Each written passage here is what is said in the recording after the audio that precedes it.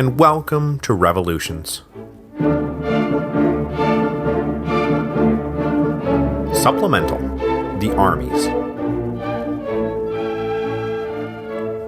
So this section was originally supposed to be a part of Episode 5, Cavaliers and Roundheads, but it just kept growing, started to sidetrack the narrative, and had I let it go on like that, we never would have gotten anywhere, so I pulled it out and created this little standalone supplemental. If you're not super interested in the composition of the armies that are about to fight the English Civil Wars, then by all means skip on ahead. When you get to the battles, just imagine some guys with long spears, some other guys with muskets, some guys up on horseback, and a few cannons blasting away in the background, and you've pretty much got the gist of it. If you want something a little more detailed, then stick around. Still here? Okay, good. At the outset of the English Civil Wars, which are going to consume the remainder of the 1640s, England was the one major power in Europe that did not have a standing professional army. The only thing resembling a standing army were the so-called trained bands. The trained bands were local militia groups that met once a month or so to drill, or maybe didn't even meet that often because the local lords hadn't bothered to equip them. When the Civil War started, though, the trained band units were really the only thing that had any kind of military structure to it, so both sides tried to fold these local militia groups into their field armies. Except that there was one almost universal fact about the trained bands. They were not at all interested in leaving their home counties. The whole point of the militia was to defend their homes, and you can't very well do that if you're marching me halfway to Scotland. Sometimes you could coax them out for a short campaign, but they got itchy feet pretty quickly and could turn mutinous in a hurry if you didn't let them go home. So relying on the trained bands was no good, which meant that both royalist and parliamentarians had to raise armies from scratch. So, what was the composition of those armies? Starting at the bottom, we have first of all the infantry. These are the poor saps who got drafted into service, usually under pressure from their local lord. Maybe they were committed to the cause, whichever cause that happened to be, but given the number of soldiers who will just immediately switch sides upon being captured, I'm not sure ideological passion is really the motivating force for the average infantryman. The infantry was divided into two main groups, pikemen and musketeers. Pikemen were armed with pikes, musketeers were armed with muskets, or maybe that was obvious. These guys lined up to fight as a battalion, usually made up of 2 to 3 regiments, which were themselves made up of 10 to 15 companies. Theoretically, a company was supposed to be 100 men, and 10 companies were supposed to make up a regiment. But no one ever came close to this theoretical ideal, and the average company during the Civil Wars was more like 30 guys and a captain. Now what's weird is that at least at first a regiment was composed of both pikeman companies and musketeer companies, but in battle pikemen and musketeers were deployed separately. So as the soldiers lined up, each regiment was, at a minimum, immediately divided in half and then sent off in different directions. It took everyone a while to realize how silly this was and align the logistical regiment with the tactical regiment, but they got there eventually. The pikemen were usually bunched at the center of the battle line and operated much like an old Greek phalanx. They would line up 6 deep, carrying 15 to 18-foot pikes, and march forward until they hit the line of enemy pikemen.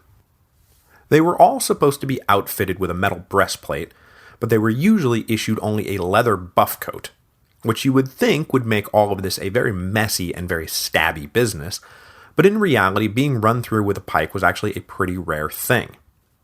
The goal was simply to win the contest known as the push of pike, which is exactly what it sounds like. You were trying to shove, push, and knock off balance the other side until their ranks broke and ran off.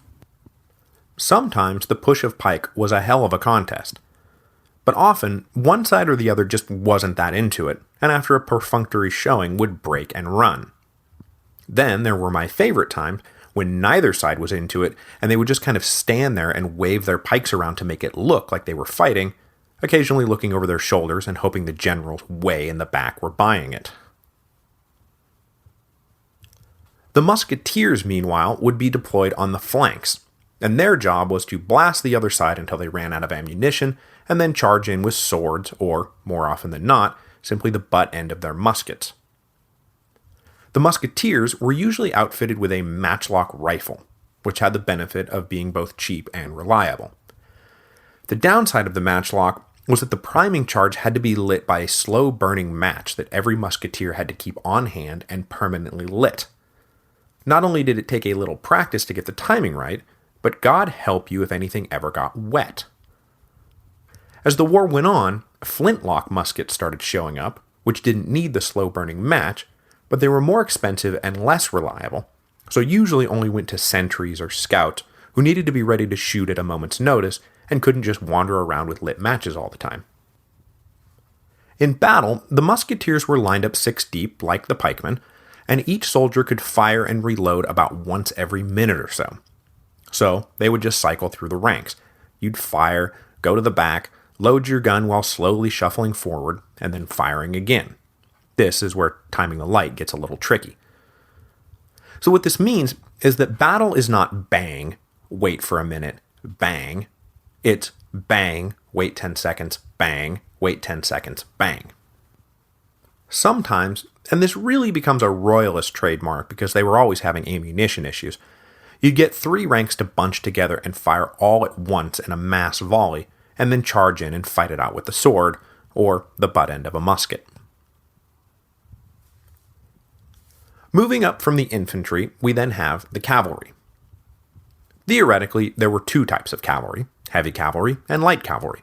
Heavy cavalry wears armor, which is heavy. Light cavalry doesn't, so they're light. Get it? But in the English Civil Wars, heavy cavalry is pretty much not a thing. Almost everyone is some variation of light cavalry, minimally armored and carrying pistols and swords. They were organized into troops, which is why cavalrymen are often referred to as troopers, which had anywhere from 30 to 100 guys led by a captain, and a field regiment was ideally composed of 6 of these troops.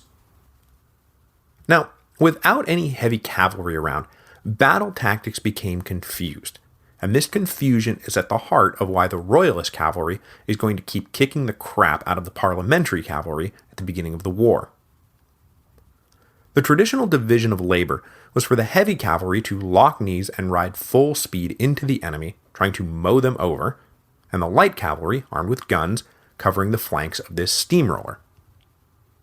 But when the heavy cavalry didn't show up for the English Civil War, the commanders on both sides had to adapt. Or not. The parliamentary commanders kept sending out their cavalry to fight the way they had always fought, ride around with their guns trying to win a firefight. But when Prince Rupert, we'll get to him in episode 5, showed up in Charles's camp, he brought the latest continental military theories with him. And those theories said, who cares if the light cavalry isn't fully armored, riding full speed into the enemy is still super effective, so just keep doing it. So the Royalist cavalry just kept doing it, blasting into their parliamentary counterparts at full speed, waiting until the last possible moment to fire their pistols at point-blank range. In the early campaigning, the Royalist cavalry was basically invincible, because the parliamentary cavalry just wasn't prepared to deal with these kinds of shock tactics.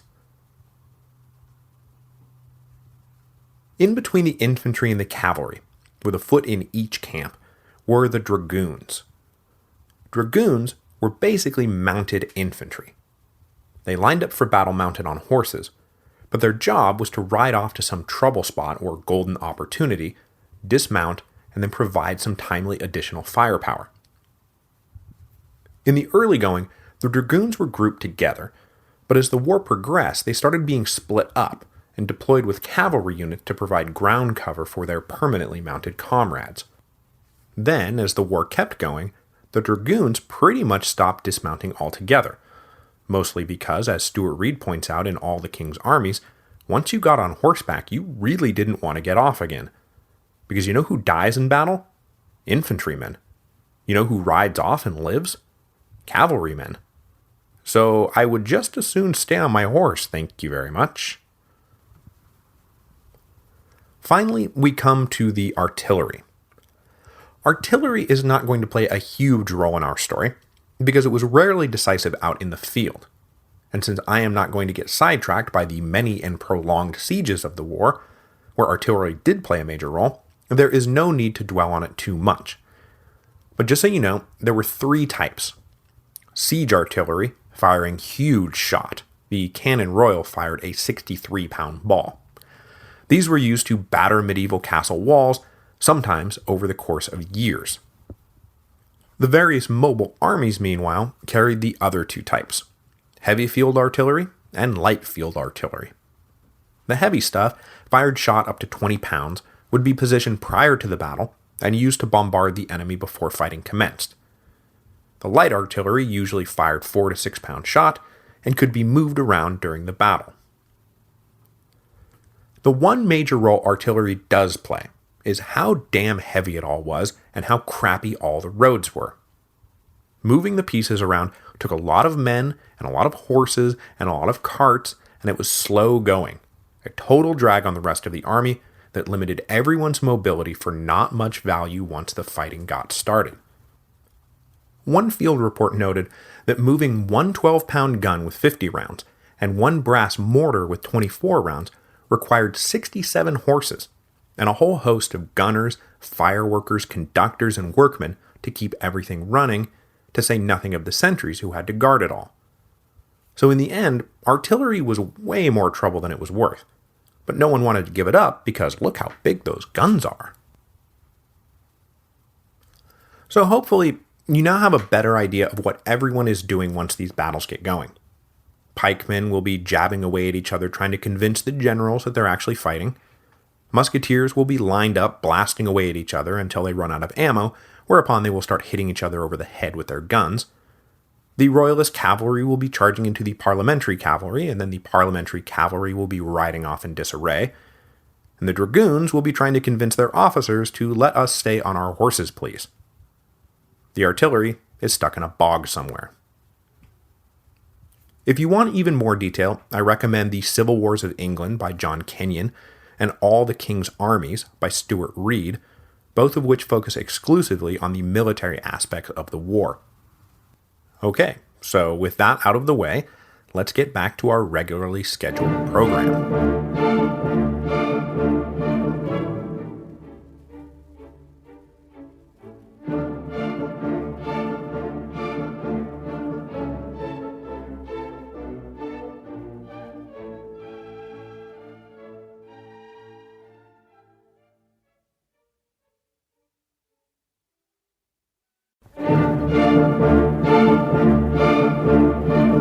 Hello, and welcome to Revolutions. Episode 5, Cavaliers and Roundheads. Last time, we left off with Charles's failed attempt to arrest the leaders of the parliamentary opposition. The attempt sparked an angry reaction from the parliamentary inclined mobs of London, forcing Charles to flee the city in January 1642. This week, we are going to plunge into the chaotic mess that is the First English Civil War, and it really was a chaotic mess. Aside from a few intrepid adventurers who had privately volunteered for service on the continent, the generation that waged the English Civil Wars had no military experience to speak of, and it will show. Caesar and Pompey, they were not. The early months of 1642 were tied up in an acrimonious exchange of letters between the king and parliament, full of unreasonable demands and barely concealed paranoia about the intentions of the other side. Then, the king made a tactical blunder by summoning the lords to attend to him personally. He was trying to shift the center of political gravity away from London, but of course the only peers who responded were his allies, which meant that the only resulting shift in political gravity occurred in the House of Lords, which now skewed decisively radical. As we discussed last week, the Irish Rebellion still loomed over all of this. But Parliament was now firmly convinced that any army the king raised would be used against them first, and half of them actually believed that the rebellion had been orchestrated by Charles to justify raising an army to crush them. So in March, Parliament unilaterally attempted to take control of the situation by passing the Militia Ordinance. The ordinance authorized Parliament, on its own authority, to raise an army, pay for it, and appoint its commanders. Now, you legal scholars out there might be thinking, hey, doesn't the king have to sign a bill before it can become a law? And the answer is, of course, he does. Which is why the Militia Ordinance was merely an ordinance and not the militia law, because an ordinance does not require royal approval. And so, yes, we are getting into pretty murky constitutional waters here, but desperate times do call for desperate measures.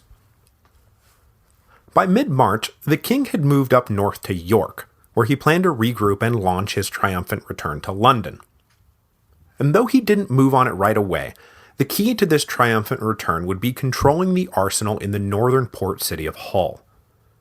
There were only a few of these major powder and weapons caches scattered across England, so making sure the whole arsenal was firmly in hand was pretty important. But the king was still affecting a conciliatory posture, so he didn't attempt to lock down Hull until mid-April. But when the king did make his move, the parliamentary leaders were tipped off that the king was leaving York, and so they ordered Sir John Hotham to ride north as fast as he could and lock the gates to the city. When the king arrived on April the 23rd, he discovered, much to his consternation, that the drawbridge was raised. This led to an absurd exchange where Hotham told the king he couldn't open the door without an order from the king, so the king ordered him to open the door, and Hotham said, "No, I mean an order from the sovereign authority of the king, which is ultimately vested in Parliament." Flummoxed by this novel political theory that the king and the king were not necessarily the same thing, Charles was forced to withdraw. But all this public posturing was really about trying to win the propaganda war. So as Charles headed back to York, he was able to argue that he was an aggrieved victim, while Parliament was able to argue that the king was trying to make war on his own people. The flurry of public letters and pamphlets and declarations reached its peak in early June, when Charles asked Parliament to send him a list of final demands, and Parliament responded by drawing up the 19 propositions. But the 19 propositions, which included things like approval of privy councillors and the right to appoint tutors for the king's children to keep them from being brought up Catholic, were not the basis for negotiation. Because we're pretty much at the point now where both sides are trying to make sure the other side gets blamed when armed conflict inevitably breaks out. This is also the point when the so-called constitutional royalists in the House of Commons, the guys who had initially supported clipping the king's wings, but who had been alienated by things like the Grand Remonstrance and the proposals to radically reform the Church of England, started slipping out of London and physically joining the king's side. The king, of course, welcomed these defections, but unfortunately, as when he had summoned the Lords, the withdrawal of the constitutional royalists only made the House of Commons a more extreme body, further polarizing the political struggle and pushing a peaceful settlement off the table. With these two opposing sides coalescing, this makes for a nice opportunity to introduce the traditional names we use for each of them: Cavaliers and Roundheads. First, let's note that this is not what they called themselves. These were derogatory names supplied by the other side. The stereotypical royalist cavalier had long flowing hair, fancy clothes, a plumed hat, and a carefree aristocratic manner, which is to say a total disregard for commoners. He was also portrayed as a hard-drinking, frivolous atheist, a corrupt dilettante who hated God almost as much as he hated the poor. The stereotypical Roundhead, meanwhile, was an upstanding Puritan defending the rights of freeborn Englishmen, unless you talk to a royalist, in which case said Roundhead is mocked for his ridiculously short-cropped hair, hence the name, his joyless Puritanism, and his unconscionable desire to undo the natural order of things and put the kingdom of England in the hands of low-born religious fanatics. Both stereotypes only occasionally fit an extreme royalist on one side or an extreme Puritan on the other, but the names have stuck, and I might from time to time deploy them if I get sick of saying royalist or parliamentary. The drift to war picked up through June. When the king appointed a new Lord Admiral of the English Navy, Parliament countered by appointing the Earl of Warwick to the same post. Warwick, an old sea dog popular with the sailors, quickly secured their support, and just like that, the king had lost control of his own navy. Charles then issued something called the Commissions of Array, an old medieval statute that allowed the king to raise forces without the approval of Parliament, just as the Militia Ordinance was allowing Parliament to raise forces without approval from the king. These contradictory declarations then circulated through the country, and everyone had to decide for themselves whether to follow the Militia Ordinance or the Commissions of Array, whether to become a Roundhead or a Cavalier. Both of these troop levies were legally dubious, but they were also being carried around by men with pikes and guns. In July, Parliament established a Committee of Safety, which formally resolved to raise the army it was already raising. The choice to lead this army, by unanimous acclamation, was Robert Devereux, the Earl of Essex. Essex had long been alienated from the royal court. His father had been executed for launching a rather quixotic rebellion against an aging Queen Elizabeth in 1601, and then his first marriage had been annulled by King James in 1613 for the very public and very humiliating reason of impotence. He spent the 1620s serving as a volunteer in the Dutch armies, making him one of those few Englishmen with any military experience, which is one of the main reasons he was selected as Major General by Parliament in the first place. The other reason is that he was one of those hardline lords in the Warwick camp who had demanded Strafford's head, no ifs, ands, or buts. So the parliamentary leadership could be assured that they were putting troops in the hands of a man who both knew how to fight and who was willing to fight. But on both counts, they would find themselves disappointed. Now, just so we don't forget about them, remember that as the Militia Ordinance and Commissions of Array are circulating the countryside, the English forces over in Ireland are still desperate for reinforcements. But the King and Parliament have more or less forgotten why they had started caring about who gets to raise an army. They were now so completely locked in on each other that for the time being the Irish garrisons are just going to have to fend for themselves, which, awesome, thank you. Hey, did we mention the Catholic Old English have decided to make common cause with the Old Irish for the first time in history? Because they have. Okay, we'll just be here, waiting for reinforcements. On August 22, 1642, King Charles formally raised his banner at Nottingham. This was merely a symbolic act at this point, but it was the king's official declaration that he was at war with the enemies of England, and everybody needed to rally to his colors. Except that after he raised the banner, no one showed up. The turnout was pathetic. The Commissions of Array were turning out to be a dismal failure. Parliament, meanwhile, was quickly putting together an army that numbered some 15,000 men by early September. So Charles had to quickly shift gears and start granting individual commissions, allowing lords to raise troops on their own authority, and thus follow old client-patron lines rather than the impersonal Commissions of Array. Duty to your local lord, after all, is easier to understand and easier to enforce than some abstract duty to a faraway king. Once he had enough troops, though, Charles's plan was to march on London and retake the capital. On September 9th, the Earl of Essex marched out of London with his 15,000 men and went looking for the king. The first real action of the war took place on September the 23rd at Powick Bridge, where an advance guard of parliamentary cavalry met an advance guard of royalist cavalry, and in the ensuing skirmish the parliamentary force was quickly broken and driven off. It was a minor royalist victory, but it does present a nice opportunity to introduce Prince Rupert. Ah, Prince Rupert, the archetypical cavalier. Just 22 years old when the war broke out, he was the third son of Charles's older sister Elizabeth. He had spent his life in exile along with the rest of his family after his father Frederick V had failed to gain the throne of Bohemia in 1620, basically starting the 30 Years' War. Living in Holland, Rupert embraced the military as a way of life and went on his first campaign with the Dutch Prince of Orange at the age of 14. 5 years later, he was captured by the Holy Roman Empire and held as a prisoner for 3 years, finally being released in late 1641, largely due to the diplomatic intervention of his uncle, King Charles. The grateful Rupert hopped over to England just in time to join the royalist side the night before Charles raised his standard in Nottingham. As we will see, Rupert was probably the most talented cavalry officer of the war, at least until Cromwell shows up, usually on the side of good sense when it comes to big-picture strategic decisions, but maddeningly undisciplined in the field, as we are about to see. On October 13th, the king finally felt like he had enough men to move on London. As he marched, He picked up further reinforcements, swelling his ranks to about 14,000 men, putting him basically on equal terms with the Parliamentary army.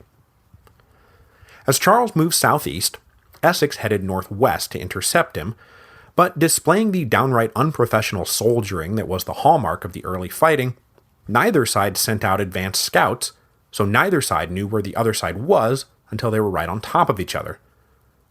And even then, when the two armies realized they were right on top of each other and so it's time to fight, Charles wound up lining up between Essex and London, even though Essex was supposed to be the one blocking the king's path back to the capital.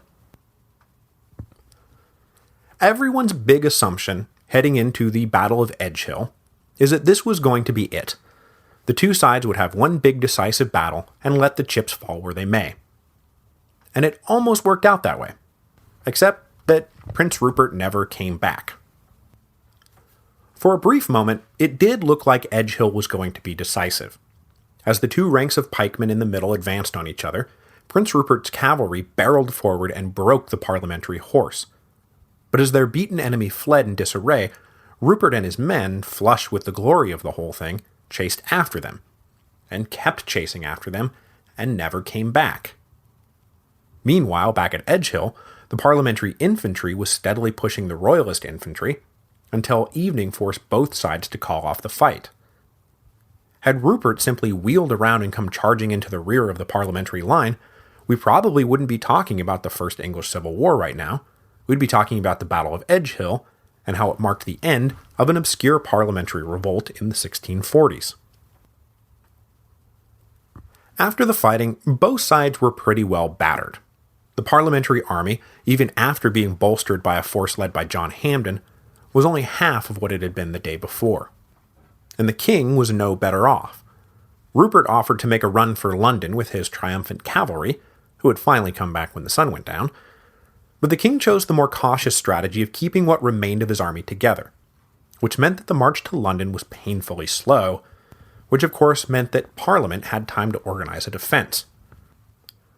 By the time the Royalist army neared London on November 13th, a massive army of 24,000 stood at Turnham Green ready to stop them. Well, it wasn't really an army. It was more like a hastily raised mob of London apprentices backed up by the trained bands, but still, 24,000. That's enough to spook anyone. And it spooked Charles, so he withdrew his force to Oxford, where he planned to spend the winter.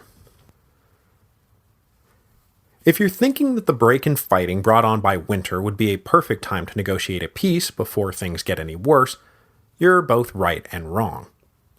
Parliamentary envoys did come to Oxford over the winter, and the two sides did start negotiating, but it quickly became apparent that the recent fighting had only made everyone dig in even harder. Both sides made ridiculous demands, because neither side was ready to concede a thing. This was going to be settled on the battlefield.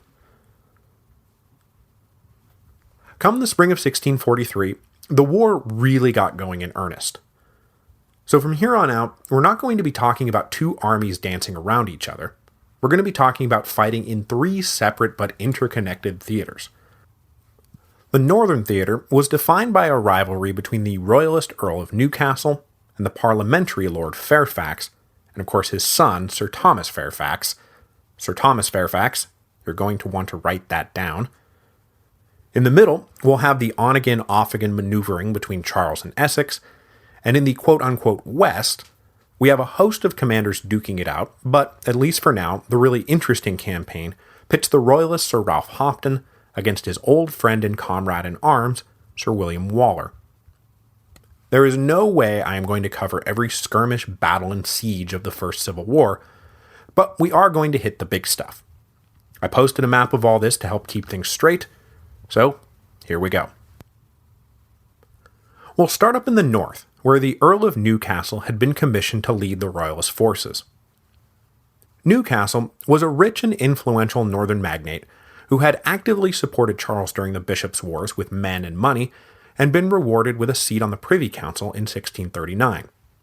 As the Civil War got going, he had managed to raise an army of 8,000 men in short order. But perhaps even more important than that, he recruited some of the most capable officers to fight on either side of the war, including Continental veteran Sir George Goring and Sir Marmaduke Langdale. Newcastle was opposed by Ferdinando Fairfax, who had also fought for the king during the Bishops' Wars, but who had switched sides when the Long Parliament convened. Fairfax was ably supported by his 30-year-old son, Sir Thomas. Have you written his name down yet? Sir Thomas Fairfax? Okay, good. During the summer of 1642, while Essex and Charles were dancing around each other down south, Newcastle and the Fairfaxes had signed a local neutrality agreement, obviously in the hopes that the war would be over before they had to fight each other. But come the spring of 1643, there was no putting off hostilities. Newcastle advanced on York and forced the small parliamentary army of 3,000 or 4,000 to withdraw to Leeds. From there, the Fairfaxes were forced to move on to the city of Bradford. Knowing they would be unable to withstand a siege, father and son launched a daring surprise attack on Newcastle's army of now 10,000 men at Walton Moor on June the 30th. They nearly pulled the rabbit out of their hat, but the Royalists regroup and turn the parliamentary flank, forcing the Fairfaxes to fall back to Hull, ceding the Royalist control of all Yorkshire. So basically, it was a terrible opening round for Parliament in the north. Meanwhile, down in the west, the war started no better for Parliament. As I just mentioned, there were a couple of different forces running around, but the key armies were led by William Waller and Ralph Hopton. Waller was a staunch parliamentarian, despite not having any sympathy for radical Puritans. He had fought at Edgehill, but had been among the cavalry scattered by Rupert at the outset of the battle. Hopton, meanwhile, had joined the Royalist cause despite supporting the impeachment of Strafford, and being a member of the delegation that had formally presented the Grand Remonstrance to Charles in December 1641. Waller and Hopton had also served together on the continent as volunteers in the Life Guard of Elizabeth of Bohemia, aka King Charles's older sister and Prince Rupert's mother. They were friends, they were neighbors, but now they found themselves on opposite sides in a civil war they both clearly had mixed feelings about. In fact, after they had spent some time fighting and skirmishing around each other in early 1643, Hopton sent Waller a letter asking if there wasn't some way for them to just settle things and take no further part in the war. Waller replied in a letter that has become part of the lore of the English Civil Wars. In the most famous passage he writes, "The great God who is the searcher of my heart knows with what a sad sense I go upon this service, and with what a perfect hatred I detest this war without an enemy. But I look upon it as sent from God, and that is enough to silence all passion in me. We are both upon the stage, and must act such parts as are assigned us in this tragedy. Let us do it in a way of honor and without personal animosities. Whatever the issue be, I shall never willingly relinquish the dear title of your most affectionate friend and humble servant." And then they went back to trying to kill each other. After barely winning a difficult fight at Lansdowne Hill on July 5th, Hopton was badly injured when a powder keg exploded as his army was preparing to withdraw the next morning. Waller took advantage of his friend's misfortune and boxed the Royalist army in a few days later. But a blind and half-paralyzed Hopton ordered his cavalry to break for the king at Oxford and beg for reinforcements, and they managed to slip away before Waller could completely seal his lines. Amazingly, the king responded quickly, and overnight 1,800 horse were riding out of Oxford. Waller's army numbered 2,500 foot and about 2,000 horse, but with the arrival of the Royalist reinforcements, he found himself pressed between Hopton's besieged 2,000 infantrymen on one side and the 1,800 cavalry troopers on the other, so he pulled his forces up to a defensive position at Roundway Down on July 13th. But the Royalist cavalry, who had been riding all night, basically just kept right on riding until they hit Waller's army. After intense fighting, the parliamentary cavalry was scattered, but they accidentally retreated over a concealed cliff, ending up, as John Kenyon writes in the Civil Wars of England, a shattered tangle of flesh and bone, equine and human, at the bottom of what is still known as Bloody Ditch. Gross.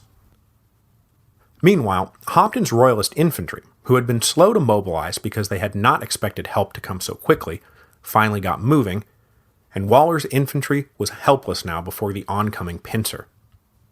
A few died where they stood, most surrendered, and a bunch more ran off. Waller managed to get away, but his army, the parliamentary army in the west was destroyed.